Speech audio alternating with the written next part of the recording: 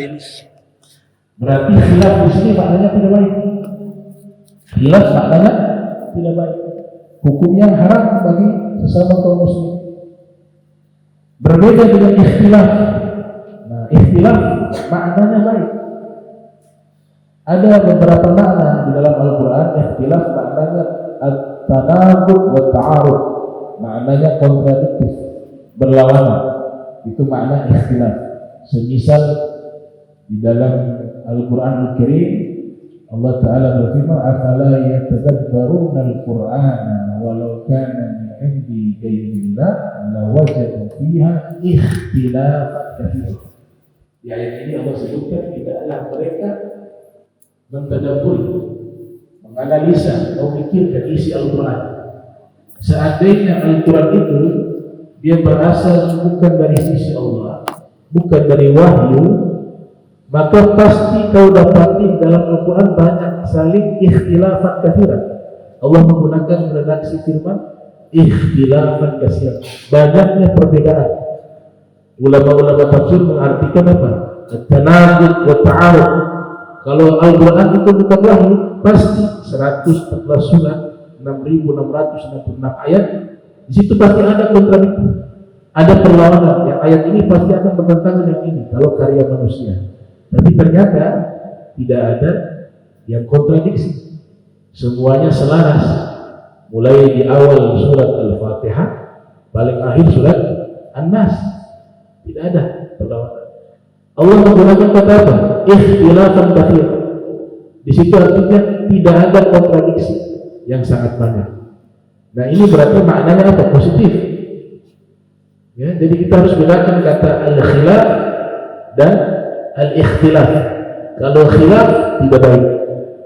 Kenapa tidak baik? Karena khilaf itu adalah pertengkaran sesama kaum muslimin. Sedangkan di dalam Al-Quran kita diperintahkan kalau ada dua orang muslim punya konflik, kita diperintahkan untuk mendamaikan. Jadi kalau ada perbedaan-perbedaan, kita berusaha mencari persamaan dan tidak mudah mengkafirkan, membid'ahkan. Nah, itu ciri-ciri mukmin. Innamal mu'minuna ikhwah fa aslihu baina akhawaykum wattaqullaha la'allakum turhamun. Dalam surat Al-Hujurat disebutkan orang-orang beriman itu bersaudara. Maka damaikanlah dua saudara kalian yang bertikai dan bertakwalah kepada Allah, semoga kalian dirahmati Allah Subhanahu wa ta'ala. Jadi ini perintah kenapa? Jangan terjadi khilafah, ya kan? Jangan terjadi pertengkaran. Ada ayat yang lainnya juga Allah Ta'ala berfirman, wa'tasimu bihablillahi jami'a wa la tafarraqu. Berpegang teguhlah dengan tali Allah secara total. Wa la tafarraqu, ada larangan, jangan bercerai-berai. Artinya jangan ada pertengkaran, perpecahan. Jadi hukumnya apa? Larangan. Larangan di dalam ilmu usul fikih dan al-qawaidul fikih maknanya bisa dua. Bisa maknanya larangan itu adalah haram, bisa maknanya adalah makruh. Jadi kalau kita mempelajari namanya usul fikih atau al-qawaidul fikih, kalau di dalam Al-Quran, tapi ini tugasnya ulama ya, bukan tugasnya kita. Tugasnya mustahil ulama-ulama yang sudah punya kapasitas kemampuan memahami secara utuh Al-Quran dan hadis Nabi. Mereka yang berhak istinbat ahkam, mengeluarkan hukum di dalam Al-Quran. Kalau kita, termasuk saya, masuk di badan orang-orang yang juhala. Juhala dalam tanda kutip orang-orang yang tidak punya kemampuan, tidak punya ilmu. Jadi kita tugasnya apa? Intibah, ikut saja, ikut ulama-ulama yang sudah menulis kitab fikih, masalah hukum, akidah, ditulis oleh ulama, akhlak, ditulis oleh ulama, ya ittiba. Karena kemampuan kita terbatas, belum mampu seperti mereka memahami Al-Quran secara utuh dan bisa mengeluarkan hukum di dalam Al-Quran dan dalam hadis Nabi Muhammad Sallallahu Alaihi Wasallam. Nah, jadi khilaf dan ikhtilaf, nah ini dua hal yang berbeda. Kalau saya memilih pendapat tersebut. Nah, Ibnu Abidin Al-Hanafi, beliau ulama mazhab Hanafi, menulis sebuah kitab, beliau Ad-Durrul Mukhtar. Beliau mengatakan al-ikhtilaf ma yustanadu ila dalil. Kalau ikhtilaf itu perbedaannya berdasarkan dalil, itu namanya ikhtilaf. Kalau al-khilaf ma la yustanadu ila dalil, khilaf perbedaan pendapat yang tidak didasari oleh dalil, perdebatan yang tidak ada manfaat, itu namanya khilaf. Al-Quran melarang itu, wa'tasimu bihablillah, berpegang teguhlah dengan tali Allah. Ini dalam bab ilmu balaghah, namanya bab ilmil bayan, artinya isti'arah di sini. Bukan berarti diperintahkan memegang tali Allah seperti apa, itu bahasa majazi biasa, bukan bahasa hakiki. Sehingga diartikan apa? Wa'tasimu bi syari'ah kahablillah, artinya berpegang teguhlah dengan syariat Allah. Syariat Allah itu seperti tali. Atau makna kedua bisa wa'tasimu bidinil Islam kalhablillah, berpegang teguhlah dengan agama Islam. Agama Islam itu bagaikan tali Allah. Atau juga kita bisa mengartikan wa'tasimu bil Quran kahablillah, berpegang teguhlah dengan Al-Quran wa sunnah, dan sunnah Nabi. Ya, Al-Quran dan sunnah Nabi seperti tali Allah. Wala tafarraqu, jangan kalian bercerai-berai. Dalam kaidah usul fikih, larangan dua, bisa dia menjadi larangannya haram, bisa makruh. Perintah kedua, bisa sifatnya perintah itu wajib dan juga bisa sunnah. Kalau tidak ada larangan, tidak ada perintah, nama hukumnya apa? Mubah. Itu yang dijadikan standar hukum para ahli fikih. Hukum ada 5. Ada wajib, ada sunnah, ada makruh, ada mubah, ada haram. 5. Sebagian ulama menambahkan khilaful aula, pakai kata khilaf nih. Hukum yang ke-6, sebagian fuqaha menambahkan al-khilaful aula. Artinya jika ada hukum perbedaan pendapat di kalangan para ulama dalam satu masalah, lebih baik kita memilih yang tidak ada khilaf. Itu disebut dengan al-khilaful aula. Tadi ayat-ayat Al-Quran sudah jelas, kita bisa bedakan mana khilaf, mana ikhtilaf. Khilaf hukumnya haram, larangan. Ikhtilaf hukumnya adalah sunnatullah, sesuatu yang positif. Ada hadis diriwayatkan oleh Imam Al-Jurjani dalam kitab Kashful Khafa, itu disebutkan oleh Nabi Muhammad SAW di dalam hadis, al-jama'atu rahmah, perkumpulan itu rahmat, persatuan itu rahmat itu kasih sayang, wal furqatu azab, perbedaan perpecahan itu adalah azab. Ini salah satu hadis baginda Nabi Muhammad SAW. Di hadis yang lainnya diriwayatkan oleh Imam As-Suyuti yang lahir tahun 849 Hijriah, wafat 911 Hijriah, Rasul sallallahu alaihi wasallam bersabda, ikhtilafu ummati rahmatun. Ikhtilaf umatku adalah rahmat. Ini luar biasa, dua hadis tapi maknanya berlawanan. Mungkin tidak hadis Nabi berbeda dengan hadis beliau yang lain, tidak mungkin. Karena wahyu itu satu, hadis juga wahyu. Wa ma yantiqu 'anil hawa in huwa illa wahyu yuha. Wa ma anzalna 'alaikal kitaba wal hikmata. Kami tidak turunkan kepadamu Al-Qur'an dan hikmah. Kata turun itu menunjukkan wahyu. Jadi hikmah di situ sunnah Nabi, dengan Al-Qur'an Allah sebutkan kami turunkan. Berarti sama-sama wahyu. Nah, hadis ini seakan-akan ada perbedaan. Yang satu Nabi mengatakan bersatu itu rahmat. Hadis yang kedua berbeda itu rahmat. Berarti apa? Terjadi kontradiktif. Ulama mengatakan, Imam Nawawi beliau menyebutkan idza ta'aradat riwayatani fa sunnah al-jam'u bainahuma. Kalau ada dua riwayat hadis sama kuat derajatnya, saling kontradiksi, maka caranya adalah menselaraskan dua hadis tersebut. Tapi kalau masalah ini kita mau selaraskan sulit. Maka muncul ulama-ulama yang mereka waktunya habis di dalam meneliti hadis Nabi Muhammad SAW. Di antaranya ulama Maroko namanya As-Sayyid Ahmad bin Muhammad bin Siddiq Al-Gumari. Beliau meneliti dua hadis tersebut. Ini pernyataan beliau. Beliau mengatakan hadis yang mengatakan ikhtilafu ummati rahmah itu hadis yang la asnalahu, gak ada sumbernya. Dan itu bukan hadis Nabi. Bukan hadis Nabi. Perbedaan umatku adalah rahmat. Bagaimana dikatakan perbedaan itu rahmat sedangkan di dalam Al-Quran memerintahkan bersatu? Maka diteliti juga oleh Imam Al-Munawi dalam kitab Faidul Qadirnya. Beliau juga menyatakan hal yang sama, la aslahu, bahwa riwayat tersebut tidak ada asal, tidak ada dasar, tidak ada sumber. Adapun hadis yang Nabi katakan al-jama'atu rahmah wal furqatu azab, bersatu itu rahmat, bercerai-berai itu azab, ini lebih kuat, lebih sahih daripada hadis yang mengatakan perbedaan umatku adalah rahmat. Jadi yang ikhtilaf ummati rahmat itu bukan hadis Nabi.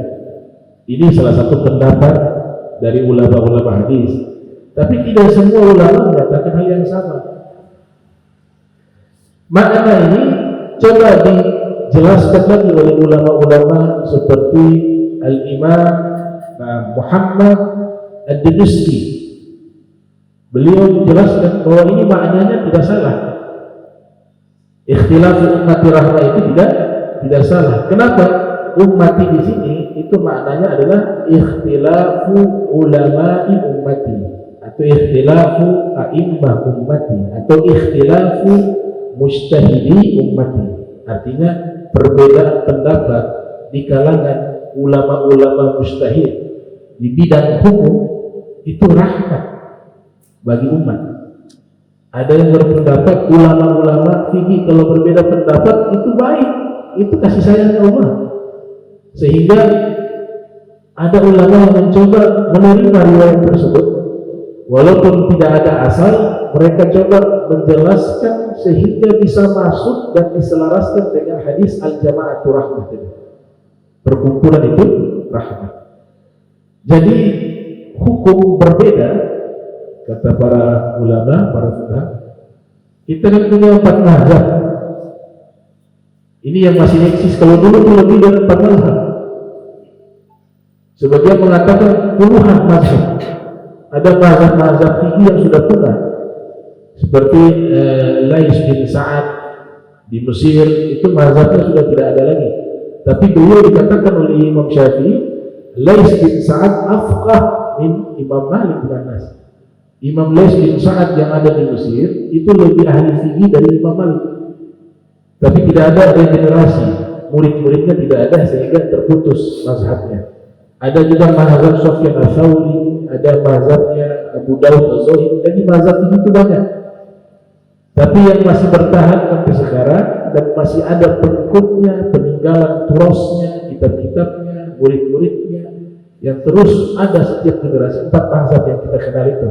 Mazhab Hanafi, mazhab Maliki, mazhab Syafi'i, mazhab Hambali. Ini rahmat nih.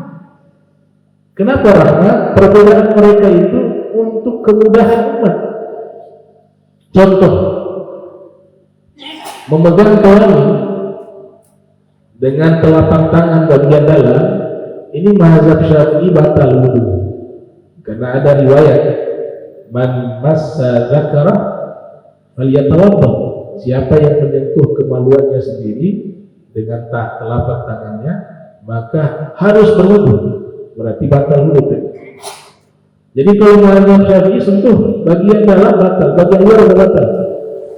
Kelamin kita sudah wudu, sentuh bagian dalam batal wudu kita. Tapi kalau bagian luar tidak batal. Itu mazhab Syafi'i. Tapi kalau mazhab Hanafi beda. Sentuh bagian dalam ataupun bagian luar tidak batal. Tangan kita menyentuh kemaluan kita, tangan luar atau bagian dalam atau bagian luar tangan tidak membatalkan wudu sama sekali. Mazhab Maliki beda. Mazhab Maliki kalau tersentuh ada syahwat batal. Tidak ada syahwat tidak batal. Mazhab Hambali sentuh luar dalam dia batal, sama seperti mazhab Hanafi. Itu disebutkan dalam kitab Fiqhul Islam wa Adillatuhu karya Dr. Wahbah Zuhairi.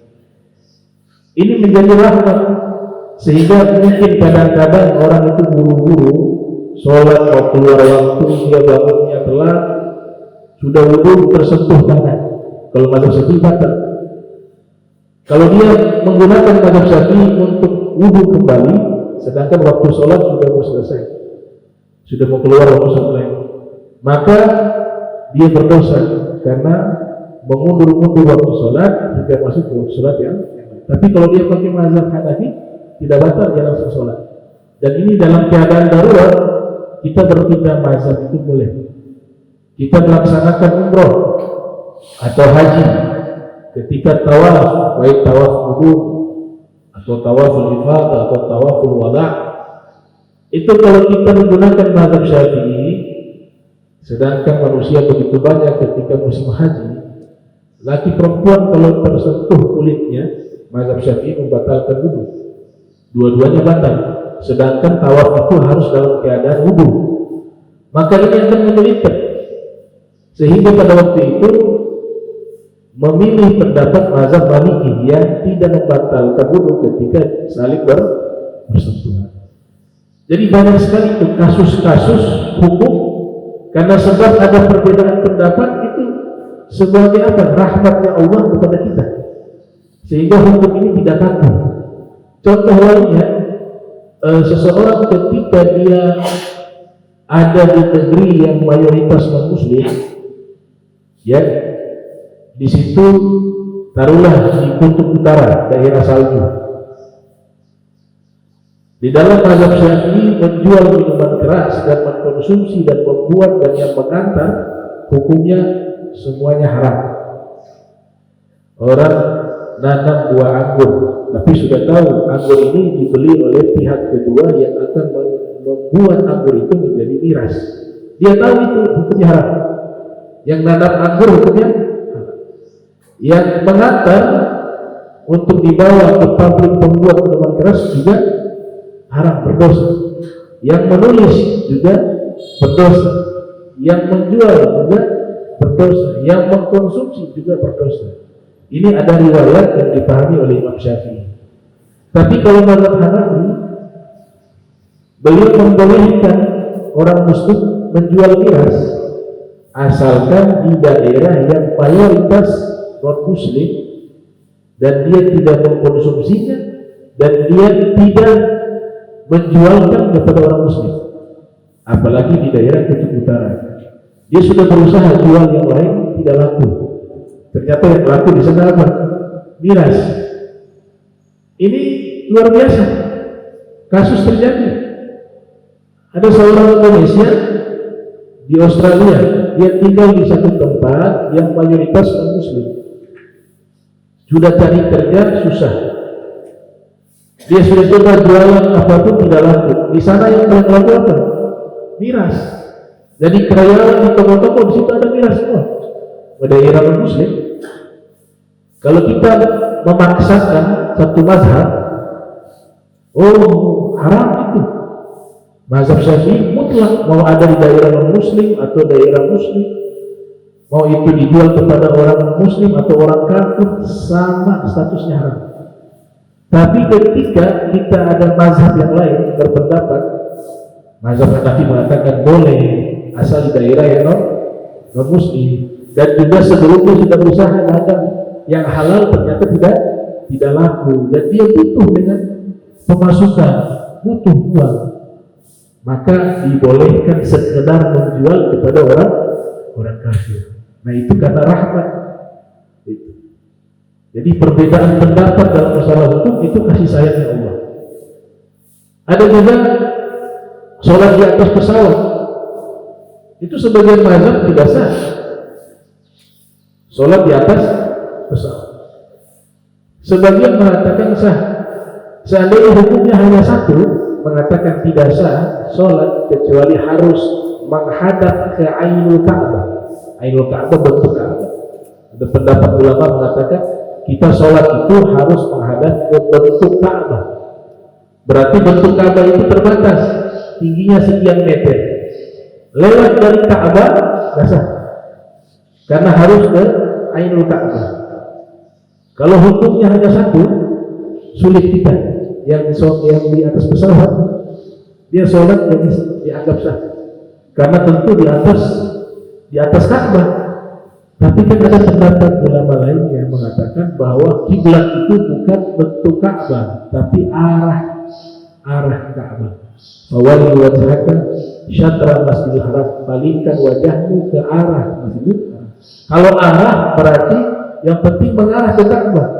Sampai di atas juga disebut dengan kiblat, karena perintahnya mengarah ke Ka'bah. Nah, ini namanya ikhtilaf ummati rahmah di sini. Perbedaan pendapat di masalah hukum itu adalah rahmat dari Allah. Dan kita perhatikan, yang membuat hukum menjadi banyak perbedaan, itu yang membuatnya dan yang menginginkannya adalah Allah. Jadi Allah sengaja menyeting biar hukum Islam ini luas. Allah sengaja. Contoh dalam Al-Quran tentang masalah talak, wanita yang diceraikan oleh suaminya. Jadi hak menceraikan itu di tangan suami, istri tidak ada hak. Tapi istri punya namanya khulu. Khulu itu semisal dia menceraikan suaminya, tapi dia punya prosedurnya berbeda. Dia harus mengadu kepada hakim, kemudian hakim memutuskan. Jika suami ini tidak menjalankan haknya istri, kewajibannya, istri bisa menggugat suami di dalam pengadilan, namanya khulu.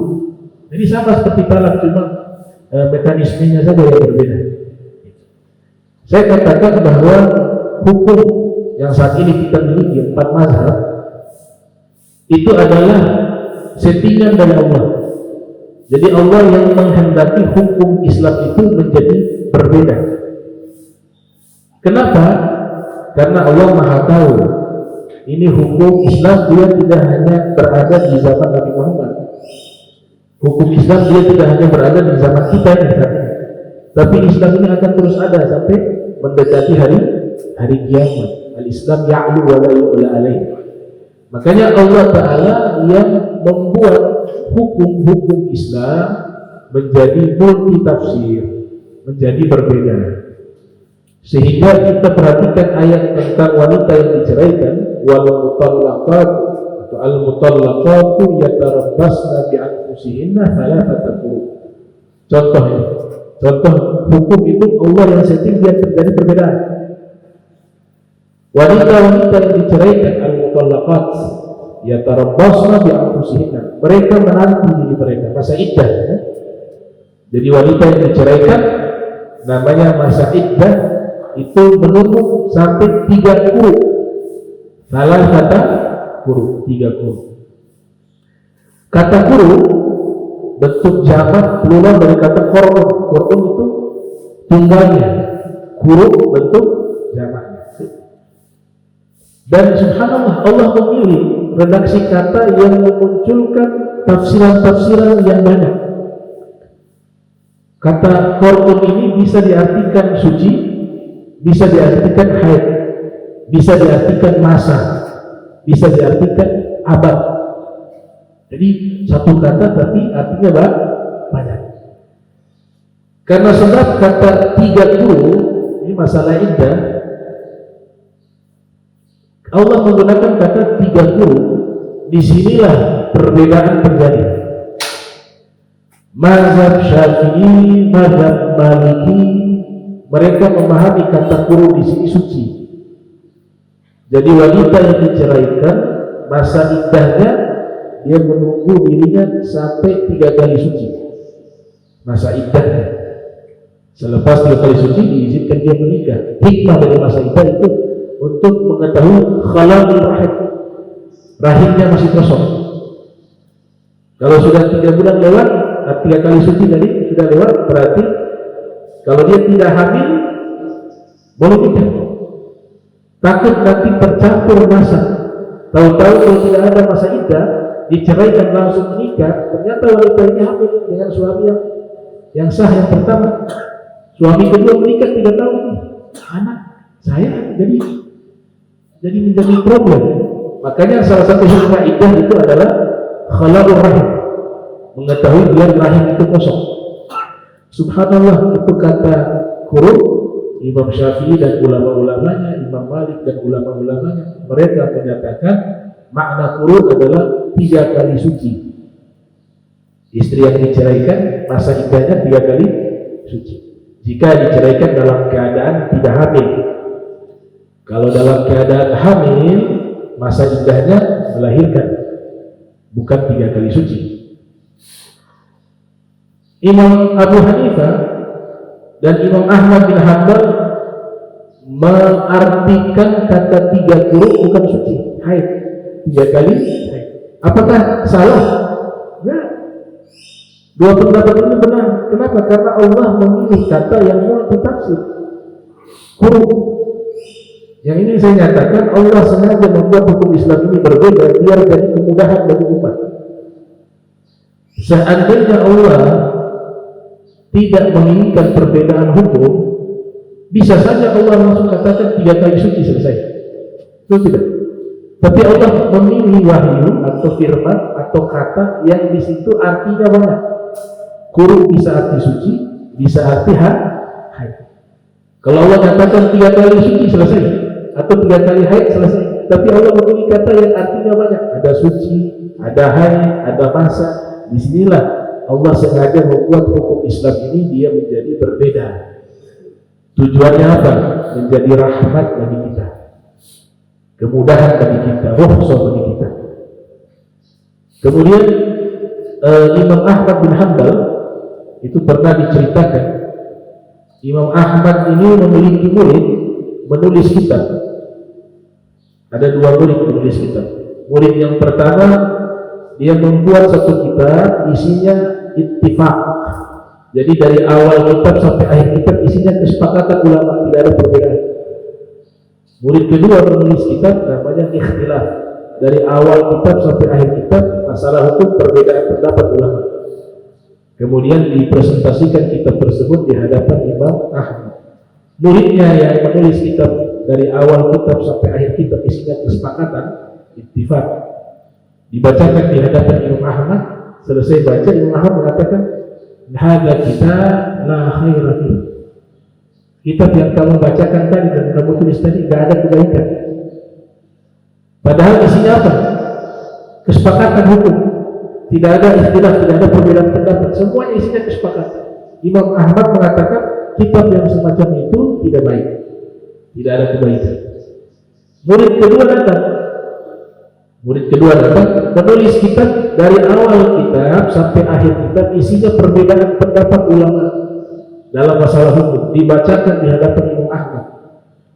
Selesai dibacakan, Imam Ahmad mengatakan, ini kitab yang bagus. Ada kitab ini kitab yang bagus. Kenapa yang beda pendapat justru bagus, yang kesepakatan hukum justru tidak bagus? Kemudian dijelaskan oleh Imam Ahmad, kalau hukumnya kesepakatan, semuanya kesepakatan, nggak ada perbedaan pendapat ulama, maka nanti umat Islam akan menjadi umat yang paling sulit menjalankan hukum dan akan menyusahkan masyarakat. Tapi ketika ada opsi-opsi hukum yang lainnya, di situ ada kemudahan bagi umat. Akan tetapi jangan berikan nama ikhtilaf, ganti nama wus'ah, keluasan hukum. Jadi bukan perbedaan pendapat hukum, tapi diganti al-wus'ah, kelapangan keluasan hukum. Nah, ini beberapa makna tentang ikhtilaf. Kemudian terakhir, apa yang menyebabkan terjadi khilaf? Ini juga dijelaskan oleh ulama. Perbedaan-perbedaan atau pertengkaran-pertengkaran itu terjadi pertama dalam masalah agama, kata Imam Al-Ghazali, karena orang yang tidak mengerti berbicara masalah agama. Itu jadi masalah juga. Dia tidak menguasai bidang-bidang agama secara mendalam, tapi dia membahas masalah hukum, masalah akidah, akhirnya menjadi masalah di tengah-tengah umat. Dikatakan oleh Imam Al-Ghazali dalam kitab Faisal Tafriqah Bainal Islam wa Zindiqah, "Law sakata man la yadri la khallal khilafu bainal khair." Seandainya yang tidak mengerti ilmu dia diam, maka tidak ada perselisihan di tengah-tengah umat. Cuma karena banyak yang tidak mengerti, akhirnya dia membahas masalah agama yang mendalam, masalah akidah kayak itu, masalah hukum, dan masalah-masalah agama lainnya, memunculkan khilaf. Tapi kalau semuanya berilmu, dia mendalam, memahami, tidak takut ya, luas pemahaman. Seperti kitab ini, Hayatus Sahabat misalnya, atau Fadilah Amal. Ya, ada sebagian kaum muslimin mempersalahkan kitab ini. Katanya hadisnya banyak hadis palsu, banyak hadis lemah, seterusnya dan seterusnya. Padahal ketika seseorang memperdalam ilmu hadis, itu hal yang biasa. Kitab-kitab jika ada penjelasan-penjelasan yang di dalamnya hadis dhaif, selama tidak palsu, maudhu, maka itu adalah hal yang dilegalkan oleh ulama. Selama isinya itu tidak berkaitan masalah akidah, hukum dan seterusnya, dijelaskan oleh para ulama. Maka selesai masalah. Begitu juga perbedaan sholat subuh, pakai kunut atau tidak pakai kunut. Kedua-duanya itu ada landasan dalilnya. Kita mazhab Syafi'i, mazhab Maliki misalnya, dua-duanya pakai kunut. Sholat subuh sunnah muakkadah. Kalau tinggalkan kunut sujud sahwi. Kemudian mazhab Hanafi, mazhab Hambali tidak pakai kunut subuh. Berarti ada dua pendapat. Pendapat dua mazhab pakai kunut, dua mazhab lainnya tidak pakai kunut. Tidak ada masalah itu. Cuma kita juga harus pandai melihat keadaan. Di Indonesia ini mayoritas dari abad ke-7 sampai abad, bahkan dikatakan di Maluku Utara itu, kami pernah diskusi dengan Dr. Ja'far Segaf bahwa Islam telah masuk di masa Daulah Umayyah di Maluku Utara karena ada konferensi rempah-rempah, kemudian mazhab Hanafi mewajibkan zakat tempe dan palak. Nah itu ada spekulasi demikian. Mayoritas di Asia Tenggara ini adalah bermazhab Syafi'i. Nah apa salahnya kita belajar di luar? Dia punya guru juga ada mazhab lain, mazhab Maliki juga ada, mazhab Hanafi. Tapi mereka tanya, Syekh Maliki misalnya bertanya ke murid-muridnya, asal dari mana? Dari Indonesia. Padahal beliau menguasai empat mazhab. Kau belajar mazhab Syafi'i. Asal dari mana? India. Belajar Hanafi. Asal dari mana? Afrika.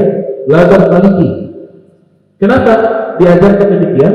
Agar pulang kembali ke kampung halaman tidak menjadi problem di tengah-tengah masyarakat. Tapi sekarang yang terjadi terbalik. Yang sekolah ke misalnya ke Afrika, ke Maroko, di sana mazhab Maliki. Dia pelajari mazhab Maliki sampai ke Indonesia yang sudah tertanam mazhab Syafi'i, dia praktekkan Maliki, dia paksakan Maliki. Akhirnya jadi masalah. Begitu juga ada yang ke Saudi Arabia, dia mazhab Hambali. Sampai ke sini orang turun suku dibilang bid'ah. Karena dia mematuhi mazhab Hambali yang mengatakan kunut itu tidak ada dasar. Jadi problem. Tapi kalau zaman dulu tidak. Zaman dulu itu di Makkah ketika belum berdiri kerajaan Saudi Arabia, itu di Masjidil Haram ada halaqah-halaqah ilmiah dari ulama lintas mazhab. Tapi setiap murid-murid yang datang belajar, mereka tanya asal dari mana. Dulu disebut Jawi. Oh mereka tahu Jawi, Syafi'i. Jangan belajar sama saya, kata ulama. Saya mazhabnya Maliki. Kau belajar sama ulama sebelah itu mazhab Syafi'i. Nanti sudah kuasai mazhab Syafi'i, silakan kau belajar mazhab yang lain. Nanti mereka mau kembali ke tanah air, ke kampung halaman masing-masing, dikasih wasiat sama gurunya. Ingatnya kalau balik, kamu di Nusantara, di Indonesia, mazhab di Jawi, mazhab Syafi'i. Bawa mazhab Syafi'i, praktik mazhab Syafi'i. Kamu yang di Afrika, praktik mazhab Maliki. Kalau seperti ini tidak ada masalah. Cuma zaman kita sekarang tidak ada begini. Semua datang memaksakan pendapat mazhabnya masing-masing dan yang salah menyalahkan yang lain. Padahal perbedaan itu adalah rahmat. Tapi harus menempatkan situasi dan kondisi. Nah ini beberapa hal yang menyebabkan banyaknya ikhtilaf karena sebab orang yang tidak mengetahui berbicara tentang masalah agama. Akhirnya muncul masalah-masalah di dalam agama Islam. Solusinya bagaimana biar menghilangkan khilaf? Solusinya adalah kita mengikuti jalannya para ulama. Gimana cara menyikapi perbedaan di kalangan para ulama? Imam Syafi'i berfatwa ya bahwa qunut subuh sunnah muakkadah, nggak boleh ditinggal. Tapi ketika Imam Syafi'i pergi ke Irak, sampai di Irak sholat di masjid yang di situ mayoritas mereka murid-muridnya Abu Hanifah yang tidak berqunut. Imam Syafi'i diperintahkan oleh ulama-ulama dan masyarakat yang hadir untuk menjadi imam sholat subuh waktu itu. Maka Imam Syafi'i paham, makmumnya semuanya Hanafi. Bisa bayangkan Imam Syafi'i mengatakan qunut subuh itu sunnah muakkadah. Tapi ketika Imam Syafi'i berada di daerah di tempat yang mayoritas Hanafi, murid-muridnya Abu Hanifah, Syekh Muhammad Syaibah, Abu Yusuf Al-Ghawthi, di situ tempat mereka yang berfatwa qunut subuh tidak ada landasan dan tidak menggunakan qunut di sholat subuh. Imam Syafi'i jadi imam sampai selesai tidak qunut subuh. Imam Syafi'i tidak qunut subuh sampai salah. Murid-muridnya yang mengikuti dia bertanya, wahai imam, engkau kan berpendapat bahwa qunut subuh itu sunnah yang tidak pernah ditinggalkan oleh Nabi, namanya as-sunnah al-muakkadah. Tapi kenapa engkau mengingkari pendapat engkau? Kata Imam Syafi'i, saya menghormati pendapat pemilik kuburan ini, yaitu Abu Hanifah, dan makmum saya semuanya mengikuti pendapat Abu Hanifah. Nah, itu cara menyikapinya seperti itu. Jadi tidak perlu terlalu kaku di dalam memahami. Selama ada landasannya, ada pendapatnya, itu tidak boleh kita ingkari pendapat yang lain. La yukhtalafu ya wala yunkaru mukhtalafu fihi walakin yunkaru mujma' alaihi. Kalau ada perbedaan pendapat di kalangan fuqaha tidak boleh diingkari. Tapi kalau kesepakatan dari mereka baru kita ingkari. Contoh kesepakatan apa? Semua ulama 4 mazhab bersepakat bahwa membaca surat Al-Fatihah dengan bahasa asing diterjemahkan ke dalam bahasa asing, semua ulama sepakat tidak sah. Artinya kita sholat, yang pernah kejadian dulu, sholat Bismillahirrahmanirrahim dibaca bahasa Al-Quran, Bismillah, dengan menyebut nama Allah yang Maha Pengasih. Itu dalam posisi sholat tuh, dia terjemahkan ke dalam bahasa Indonesia. Ini kesepakatan ulama tidak sah. Kalau ada kesepakatan kita harus mencari, itu tidak boleh, salah. Kenapa semua ulama menyatakan tidak boleh? Begitu juga ketika sujud. Aqrabu ma yakunu 'abdu min rabbih wa huwa sajid fa'akthiru du'afi. Paling dekatnya posisi hamba dengan Allah di saat dia sujud. Perbanyaklah doa di dalam sujud. Itu hadis Nabi. Semua ulama 4 mazhab sepakat. Doa yang diperbolehkan dalam sujud bebas. Doa apapun boleh. Tapi yang paling afdal doa yang ada di dalam Al-Quran, di dalam hadis Nabi, dan doa yang disusun oleh ulama. Tapi harus ingat, mazhab Syafi'i menyatakan makruh membaca Al-Quran selain di posisi berdiri. Artinya kita membaca Al-Quran posisi ruku dan sujud itu hukumnya makruh. Sehingga bagaimana kita mengamalkan isi doa dalam Al-Quran sedangkan doa itu ada dalam Al-Quran, yaitu niat membaca doa, jangan niat membaca Al-Quran. Kita doa pakai doa isi dalam Al-Quran, tapi niatnya jangan membaca Al-Quran, niatnya berdoa, tak boleh. Tapi kalau doa tersebut kita baca di saat sujud dengan niat membaca Al-Quran, maka hukumnya makruh, tidak baik. Karena Nabi melarang itu. Nahani Rasul SAW an aqra'a raki'an aw sajidan. Nabi melarang saya, Sayyidina Ali mengatakan, membaca Al-Quran dalam keadaan ruku ataupun sujud. Ada larangan. Tapi kalau sekedar membaca doa, boleh. 4 mazhab sepakat bahwa doa yang dibacakan harus dalam bahasa Arab. Kalau kita melafazkan doa bahasa asing selain bahasa Arab, membatalkan sholat. Dibolehkan menggunakan bahasa asing asalkan tidak dilafazkan. Kita gak hafal doa ini bahasa Arab sulit dihafal. Misalnya saya bisa doanya dengan bahasa Indonesia, dipersilahkan. Dengan cara apa? Dia berdoa jangan dilafazkan, cukup dalam hati dan Allah Maha tahu. Nah, ini beberapa contoh daripada masalah khilaf dan ikhtilaf.